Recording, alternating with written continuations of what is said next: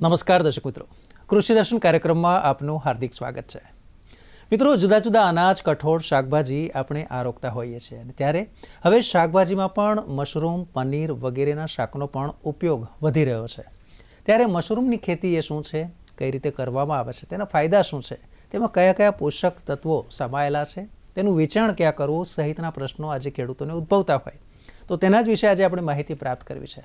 મિત્રો, આજનો આપણો વિષય છે મશરૂમની ખેતી, એક નવીનતમ અભિગમ. આ વિષય પર માર્ગદર્શન આપવા માટે ડીડી ગિરનારના સ્ટુડિયોમાં હું સ્વાગત કરું છું શ્રી અર્જુનસિંહ રાઠવાનું, કે જેઓ મદદનીશ પ્રાધ્યાપક, વનસ્પતિ રોગશાસ્ત્ર વિભાગ, કૃષિ મહાવિદ્યાલય, આણંદ કૃષિ યુનિવર્સિટી, જબુગામ, ત્યાંથી તેઓ આપણી સાથે જોડાયા છે. તો આપણે તેમની સાથે ચર્ચાથી શરૂઆત કરીએ.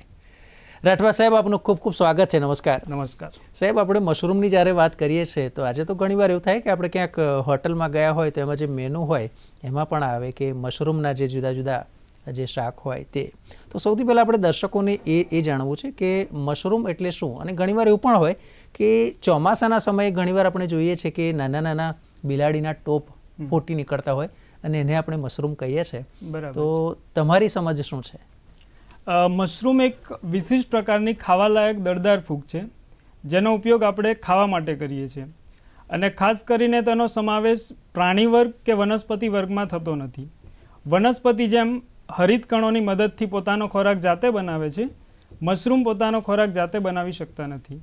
અને મશરૂમની વાત કરીએ તો ગુજરાતીમાં જેને આપણે સામાન્ય રીતે બિલાડીના ટોપ તરીકે ઓળખીએ છીએ, અને ભારતની અંદર અલગ અલગ જગ્યાએ તેને અલગ અલગ નામથી ઓળખવામાં આવે છે, જેમ કે ભૂમિકવક, કુકુરમુટ્ટા વગેરે વગેરે. કુકુરમુટ્ટા શબ્દ પણ એ પ્રયોગ થતો હોય છે. અચ્છા, એક વાત સાચી કે જ્યારે મશરૂમની વાત કરીએ છીએ તો એક તો એ જાણવું છે કે કેટલા પ્રકાર હોય છે, અને શું બધા જ મશરૂમ ખાવાલાયક હોય કે કેટલાક ઝેરી પણ હોય? ખાસ કરીને આપણે વાત કરીએ તો મશરૂમના 3 અલગ અલગ પ્રકાર હોય છે. એની અંદર ખાવાલાયક મશરૂમ જેને આપણે એડિબલ મશરૂમ તરીકે ઓળખીએ છીએ, અને બીજા છે બિન ખાવાલાયક મશરૂમ જેને પોઈઝનસ મશરૂમ તરીકે પણ ઓળખવામાં આવે છે, અને ત્રીજો વર્ગ છે મેડિસિનલ મશરૂમ જેને આપણે ઔષધીય મશરૂમ તરીકે ઓળખતા હોઈએ છીએ. અચ્છા, તો મશરૂમની કુલ કેટલી પ્રજાતિ હશે આપણા ભારતમાં અથવા તો ગુજરાતમાં કે આખા વિશ્વમાં?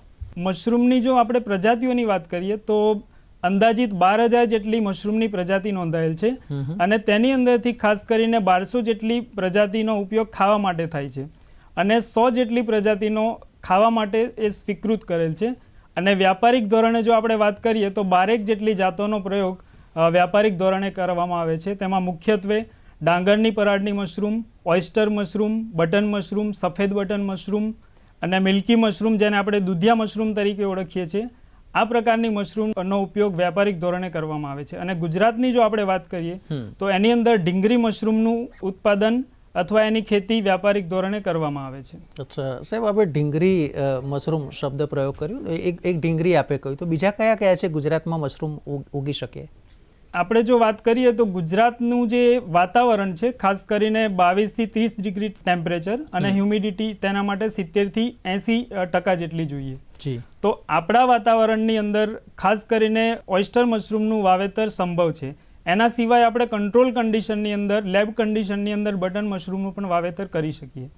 પણ ઓયસ્ટર મશરૂમ સામાન્ય રીતે આપણે કોઈપણ કંટ્રોલ કન્ડિશન વગર એની ખેતી આપણે કરી શકીએ. એની અંદર બીજી એક વસ્તુ કે કોઈપણ પ્રકારના રોગ કે જીવાત નથી આવતા, અને સેલ્યુલોઝ ધરાવતા જે પણ ખેતી કચરા હોય, જેમ કે ડાંગરની પરાળ હોય, કુસ્કી હોય, કેળનું થડ હોય વગેરે વગેરે જેટલા પણ પદાર્થો હોય એના ઉપર આપણે આસાનીથી આની ખેતી કરી શકીએ છીએ. બિલકુલ સાચી વાત. અચ્છા, એક બાબત એવી પણ છે કે જ્યારે ઘણીવાર આપણે કહીએ ને કે ખેતી માટે જમીન અને જગ્યા બહુ જોઈએ, પણ એમ કહેવાય છે કે મશરૂમની ખેતી કરવી હોય તો એક તમારા ઘરના રૂમમાં પણ થઈ શકે. એ વાત સાચી? બિલકુલ સાચી વાત છે. મશરૂમની ખેતી માટે એક આપણે સામાન્ય 15x15 અથવા 5x5 મીટરનો એક રૂમની જરૂરિયાત રહેતી હોય છે, અને એ રૂમની અંદર આપણે જે હવાની અવર જવર હોય તે સારી રીતે થઈ શકે. તેની અંદર હ્યુમિડિટી અને ટેમ્પરેચર સામાન્ય રીતે આપણે મેન્ટેન કરવાની જરૂર રહેતી હોય છે, માટે એના માટે કોઈ આપણે અલગથી કંઈ વસ્તુ કરવાની જરૂર હોતી નથી. એટલે સામાન્ય કોઈ પણ જગ્યા અથવા જમીન વગર એક નાનકડા રૂમમાં પણ ડાર્ક કન્ડિશનની અંદર આપણે ઓયસ્ટર મશરૂમ કરી શકીએ. બહુ સરસ માહિતી આપી સાહેબ આપે. અચ્છા, એક બાબત અહીંયા એ જાણવાનું મન થાય કે ઉત્તર ગુજરાત, મધ્ય ગુજરાત, દક્ષિણ ગુજરાત ને કચ્છ, સૌરાષ્ટ્ર, આટલા બધા આપણા વિવિધ વિસ્તાર છે, પણ મેં ખાસ કરીને જોયું છે કે દક્ષિણ ગુજરાતમાં વધારે માત્રામાં, ખાસ કરીને ડાંગની વાત કરીએ, તાપી નવસારી કે છોટાઉદેપુર સુધીની, ભરૂચ, સુરત, તો એનું કારણ શું? એનું જો આપણે મુખ્ય કારણ જોઈએ તો જેમ કે ખેતી કચરો છે, એગ્રીકલ્ચર વેસ્ટ છે, એની અંદર ડાંગરની પરાળ, ઘઉંની પરાળ, કુસ્કી, કેળના થડ, આ બધા વિપુલ પ્રમાણમાં મળી રહે છે. સાથે સાથે ત્યાંનું જે તાપમાન છે અને હ્યુમિડિટી છે, જેને આપણે ભેજ કહીએ છીએ, એ પણ ત્યાં ખૂબ સારા પ્રમાણમાં મેન્ટેન હોય છે. માટે એ જે વિસ્તાર છે ત્યાં ઢીંગરી મશરૂમનું ઉત્પાદન અને એની ખેતી ખૂબ સારી રીતે કરી શકાય છે. બિલકુલ. તો દર્શક મિત્રો, આપણે ખૂબ જ રસપ્રદ ચર્ચા આપણી ચાલી રહી છે. આપણે જાણવું છે કે મશરૂમ છે તે કયા પ્રકારનો પાક છે. સાહેબે પણ જણાવ્યું કે ફૂગનો આ એક પાક છે, પરંતુ શહેરમાં અત્યારે તેની ખૂબ જ ડિમાન્ડ વધી રહી છે. તો મશરૂમના ફાયદા શું છે, શરીરમાં કયા કયા પોષક તત્વો આપે છે, તે પણ આગળ આપણે જાણવું છે. પણ હાલ સમય છે એક નાનકડા વિરામનો.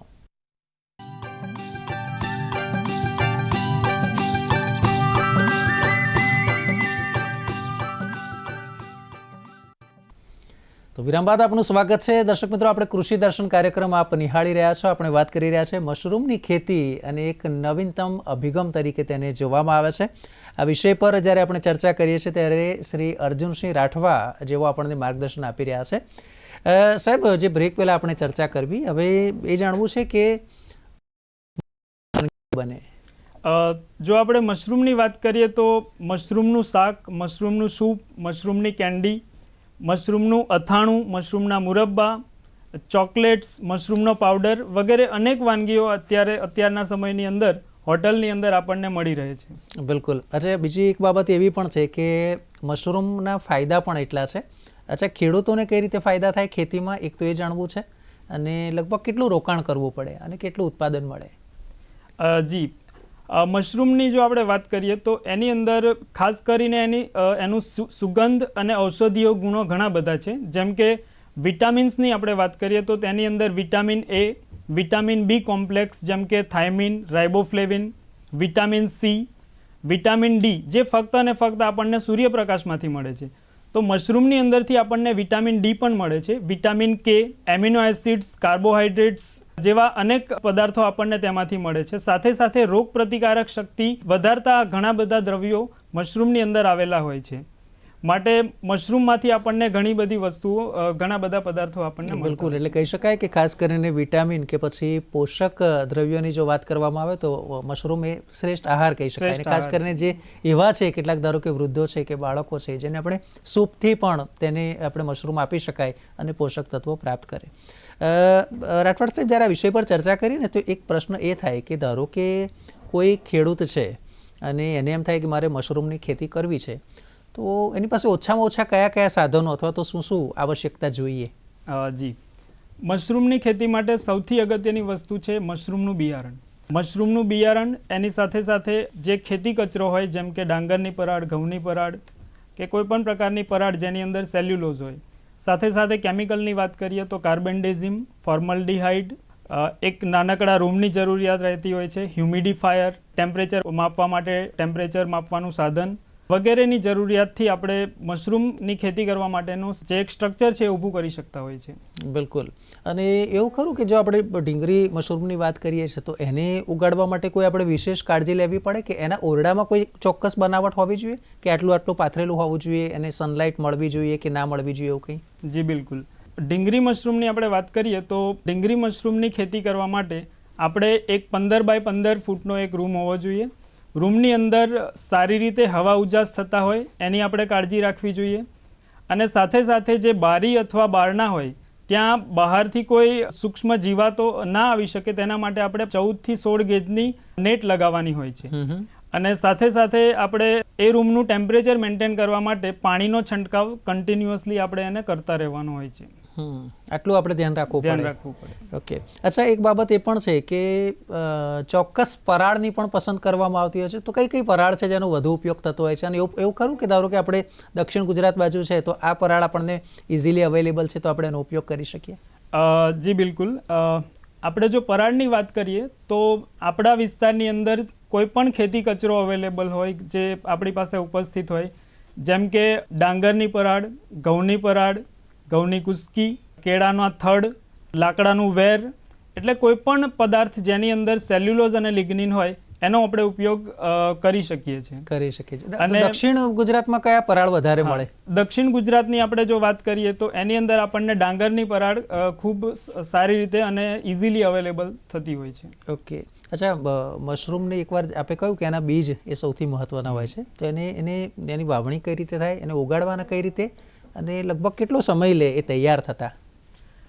જો આપણે મશરૂમના બીજની વાવણીની વાત કરીએ તો મશરૂમના બીજને આપણે તૈયાર કરવા માટે સૌથી પહેલાં જે આપણી પાસે પરાળ હોય એને નાના નાના ટુકડા કરવાના.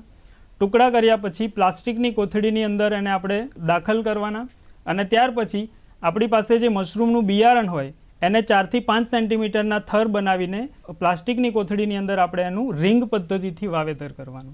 એટલે પ્લાસ્ટિકની કોથળીની સાઇઝ પ્રમાણે આપણી પાસે અલગ અલગ પ્રકારના એટલે 4 થી 5 થર એક પ્લાસ્ટિકની કોથળીમાંથી મળે. અચ્છા, પરાળને જંતુરહિત કરવાની કોઈ પ્રક્રિયા ખરી? હા, બિલકુલ. પરાળને જંતુરહિત કરવાની ખાસ કરીને 2 પદ્ધતિ છે. એક તો ગરમ પાણીની પદ્ધતિ અને બીજી રાસાયણિક પદ્ધતિ. તો ગરમ પાણીની પદ્ધતિની વાત કરીએ તો ગરમ પાણીની અંદર જે આપણો ખેતી કચરો હોય અથવા પરાળ હોય એને નાના નાના ટુકડા કરી દેવામાં આવે, અને ત્યાર પછી એને 7 થી 8 કલાક સુધી બોળી રાખવામાં આવે, અને ત્યાર પછી એને ઢાળવાળા એરિયાની અંદર એની અંદરથી પાણી નિતારી લેવામાં આવે. બીજી પદ્ધતિ છે કેમિકલ પદ્ધતિ. તો કેમિકલ પદ્ધતિની અંદર અથવા રાસાયણિક પદ્ધતિની અંદર આપણે 100 લીટર જેટલું પાણી લેવાનું. 100 લીટર પાણીની અંદર 125 મિલી ફોર્મલિન અને 7.5 ગ્રામ જેટલો કાર્બેન્ડેઝિમ પાવડર નાખવાનો, અને ત્યાર પછી ખેતી કચરો અથવા જે આપણું પરાળ હોય એને આપણે એની અંદર દાખલ કરવાનું. એને 12 થી 18 કલાક સુધી તેની અંદર બોળી રાખવાનું, અને ત્યારબાદ યોગ્ય નિતારવાળી જગ્યાએ એને આપણે સૂકવી દેવાનું, અને ત્યાર પછી આપણે એ પરાળનો ઉપયોગ કરી શકીએ. બિલકુલ. અચ્છા સાહેબ, જ્યારે મશરૂમ તૈયાર થઈ જાય તો સામાન્ય રીતે જે આપણે ઉત્પાદન કરીએ 15x15ના એક રૂમમાં કર્યું હોય તો કેટલા મહિનાના ગાળે તૈયાર થાય, અને એ પછી કેટલી માત્રામાં આપણને મળે? અને ધારો કે આપણે જ્યારે એને બજારમાં વેચવા જવું છે તો સામાન્ય રીતે તેનો ભાવ શું હોય છે? કારણ કે ખેડૂતોને બહુ સ્વાભાવિક છે કે એ પણ થાય કે ભાઈ મારે મશરૂમની ખેતી કરવી હોય તો મને મળશે શું કહેશો? તો મશરૂમની જો આપણે વાત કરીએ તો એકવાર આપણે એનું વાવેતર કરી દઈએ તો વાવેતર કર્યા પછીનો જે સમય છે 18 થી 22 દિવસનો, એની અંદર જે આપણે પરાળ ઉપર આપણે મશરૂમનું બિયારણ નાખેલું છે એમાં સફેદ ફૂગ આચ્છાદિત થઈ જાય છે. એટલે ત્યાર પછી લગભગ અંદાજિત 30 થી 45 દિવસની અંદર મશરૂમનું પ્રથમ હાર્વેસ્ટિંગ તૈયાર થઈ જતું હોય છે. એટલે કે લગભગ 45 દિવસની અંદર આપણે મશરૂમની ખેતી પૂર્ણ કરી શકીએ છીએ. એટલે એ 45 દિવસે મશરૂમ આવવાના શરૂ થાય કે ત્યાં સુધીમાં એ પૂરું થઈ જાય? ત્યાં સુધી પૂરું થઈ જાય. એટલે ખાસ કરીને જે પહેલું હાર્વેસ્ટિંગ છે, પહેલી જે કાપણી છે એ 30 દિવસ પછી શરૂ થતી હોય છે. ઓકે, તો કુલ મળીને કેટલું ઉત્પાદન થાય? અને જો આપણે વાત કરીએ તો 1 કિલો આપણે જો પરાળ લઈએ તો એમાં ઓછામાં ઓછું આપણને 450 થી 500 ગ્રામ મશરૂમ મળે છે, અને વધારેમાં વધારે 1 કિલો પરાળમાંથી આપણને 1 કિલો મશરૂમનું ઉત્પાદન મળી રહેતું હોય છે. ઓકે, તો એક પરાળમાંથી આટલું મળે તો કુલ મળીને એ જે 30 દિવસથી લઈને 45 દિવસમાં કેટલા કિલો થાય? એટલે વાત કરીએ તો આપણે જનરલી 1 કિલો વાપરેલું હોય તો એમાંથી આપણને 450 થી 500 ગ્રામ મળે છે. એટલે આપણને કુલ આપણે જેટલું પરાળનો ઉપયોગ કર્યો એ પ્રમાણે એનું આપણને ઉત્પાદન મળે. બિલકુલ. દર્શક મિત્રો, ખૂબ જ રસપ્રદ આપણી આ ચર્ચા છે, કારણ કે મશરૂમ છે એક એવો પાક છે કે જેની અત્યારે ખૂબ જ માંગ હોય છે. હોટલમાં પણ આપણે જોઈએ છીએ કે ખૂબ જ મોટા પાયે મશરૂમના સૂપનો ઉપયોગ થતો હોય છે. તો એ ખેતી અત્યારે ખેડૂતો માટે ખૂબ જ લાભદાયી છે. આગળ પણ આપણી ચર્ચા જારી રહેશે, ક્યાંય ના જતા લઈએ છીએ એક નાનકડો બ્રેક.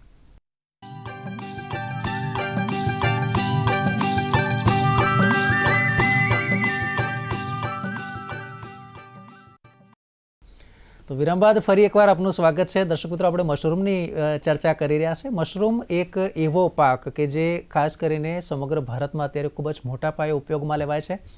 ઉત્તર જે નોર્થ ઇસ્ટના રાજ્યો છે ત્યાં પણ મોટા પાયે તેનો ઉપયોગ થાય છે. અને સૌથી વિશેષ બાબત એ છે કે જેને આપણે નાના હોય ને ત્યારે બિલાડીના ટોપ કહેતા હતા, પરંતુ હકીકત એ છે કે તે પણ એક ફૂગ દ્વારા તૈયાર થતો ખોરાક છે.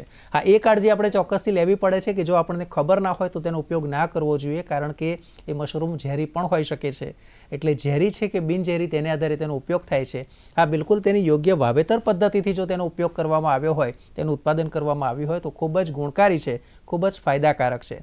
મશરૂમની જ્યારે આપણે વાત કરીએ છીએ ત્યારે એ પણ છે કે આજે માર્કેટમાં ખૂબ ડિમાન્ડ છે, ત્યારે દેશભરમાં અને વિદેશમાં પણ તેની એક્સપોર્ટના પણ એટલા જ સ્કોપ રહેલા હોય છે. ચર્ચાનો દોર આપણે આગળ વધારીએ. આપણી સાથે રાઠવા સાહેબ માર્ગદર્શન આપે છે. સાહેબ, જ્યારે આપણે આટલી ખૂબ જ બહોળા પ્રમાણમાં તેની માંગ હોય છે, ગુજરાતમાં લગભગ કેટલા ખેડૂતો મશરૂમ તરફ વળ્યા છે અને કેટલા એવા છે કે જેણે એની યોગ્ય તાલીમ લીધી છે? જો આપણે મશરૂમ માટે ઇન્ટરેસ્ટેડ ખેડૂતની વાત કરીએ તો કૃષિ યુનિવર્સિટીની અંદર લગભગ ટ્રેનિંગનું આયોજન કરતા હોય છે. તો મોટાભાગે ઘણા બધા ખેડૂતો ટ્રેનિંગ માટે આવતા હોય છે. સાથે સાથે આપણું વઘઈ કેન્દ્ર છે નવસારી કૃષિ યુનિવર્સિટીમાં, ત્યાં centre for excellence of mushroom એ પ્રમાણેનો એક પ્રોજેક્ટ ચાલે છે. તો ત્યાં આગળ પણ એક ટ્રેનિંગનું આયોજન કરતા હોય છે. એટલે મોટાભાગે ખેડૂતો ટ્રેનિંગ લઈને પોતાની ખેતી શરૂ કરતા હોય છે. અને મોટાભાગના ખેડૂતો જેમની પાસે જમીન ઓછી છે અને જે ઓછા ખર્ચે મશરૂમની ખેતી શરૂ કરી રહ્યા છે. સામાન્ય રીતે કેટલા દિવસની આ તાલીમ હોય સાહેબ? ટ્રેનિંગની વાત કરીએ તો 7 દિવસની તાલીમ આપવામાં આવતી હોય છે. અને એ જનરલી આપણે કોઈ પણ કેન્દ્ર હોય છે કૃષિ યુનિવર્સિટીનું, ત્યાં તાલીમ આપવામાં આવતી હોય છે. બિલકુલ સાહેબ, જ્યારે આપણે મશરૂમની વાત કરીએ ને તો ખૂબ જ સેન્સિટિવ પ્રોડક્ટ આપણે ગણતા હોય છે. જેમ કે ફૂલ હોય અને આપણે કહીએ કે થોડા સમયમાં એનું આપણે વેચાણ કરી કાઢવું પડે, નહીં તો એનો નાશ થાય. મશરૂમની સેલ્ફ લાઈફ કેટલી? મશરૂમની જો આપણે સેલ્ફ લાઈફની વાત કરીએ તો એને આપણે 24 થી 48 કલાક સુધી આપણે રાખી શકીએ.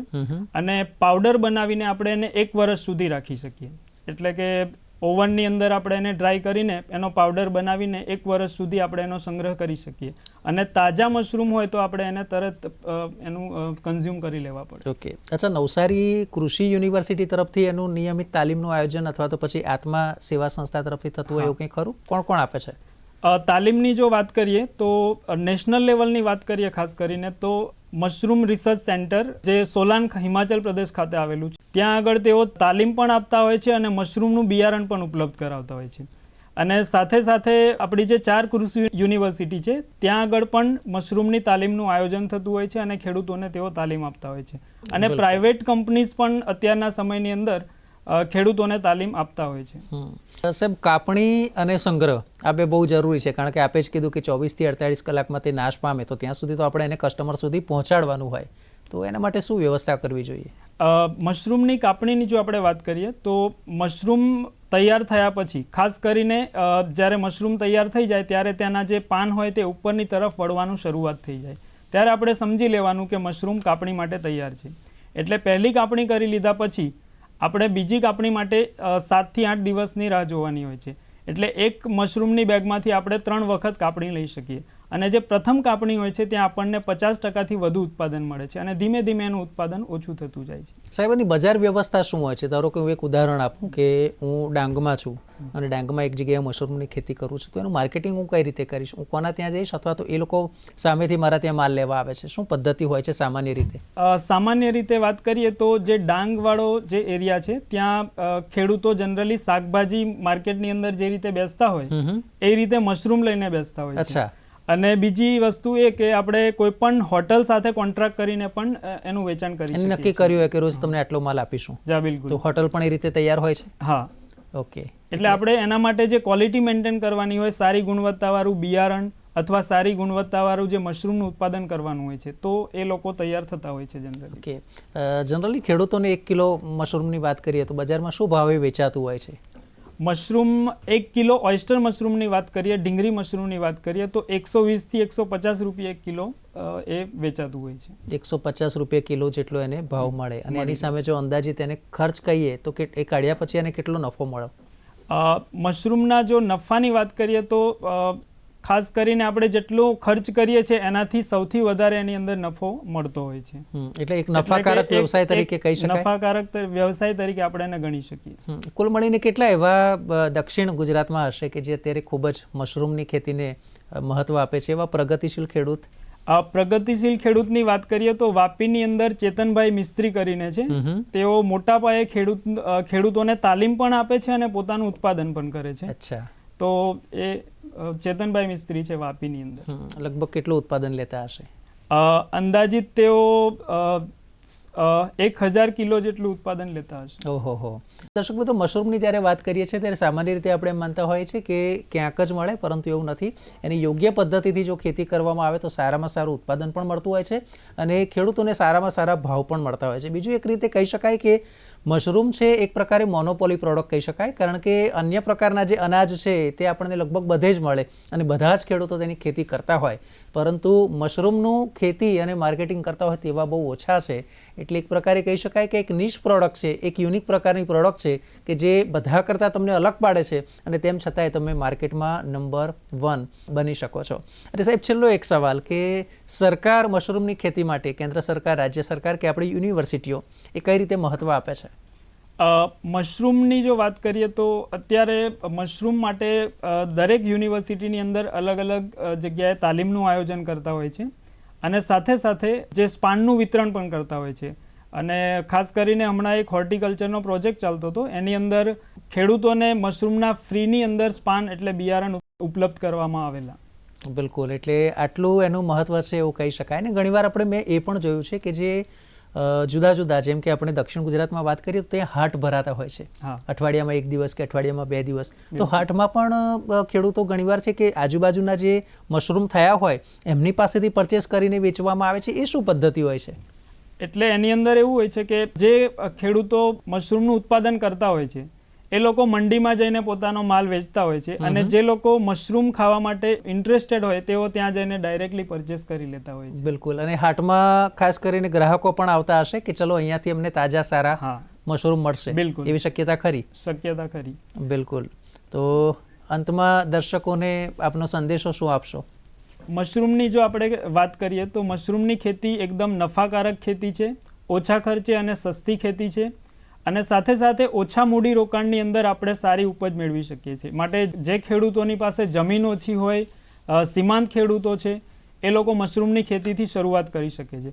સાથે સાથે સ્વરોજગારીનું આ એક ઉત્તમ પર્યાય છે. મશરૂમની વાત કરીએ તો એની અંદર આપણને કોઈ પણ પ્રકારની જમીન, ખાતર, પાણીની અથવા વીજળીની જરૂરિયાત હોતી નથી. આપણે એને ઓછા ખર્ચે પણ શરૂ કરી શકીએ છીએ. માટે ખેડૂતોને એક જ વિનંતી કે આપણે જે જૂની ખેતી પદ્ધતિ છે એ છોડીને નવીનતમ ખેતી પદ્ધતિ તરફ પ્રયાણ કરવું જોઈએ. બિલકુલ. તો અર્જુનસિંહ, આપ ચર્ચામાં જોડાયા અને આજે સુંદર વિષય પર આપે માર્ગદર્શન આપ્યું, તે માટે આપનો ખૂબ ખૂબ આભાર. ખૂબ આભાર. તો દર્શક મિત્રો, મને આશા છે કે આજનો આ કાર્યક્રમ આપના માટે પણ કંઈક નવો વિચાર, નવીનતમ અભિગમ લઈને આવ્યો છે, કારણ કે એવી ખેતી કે જે ઓછા ખર્ચે થઈ શકે અને બીજા કરતાં કંઈક હટકે હોય અને સારામાં સારો ભાવ અપાવી શકે. આવા જ માહિતીસભર કાર્યક્રમ માટે આપ જોતા રહો કૃષિ દર્શન. અત્યારે મને આપશો રજા. નમસ્કાર.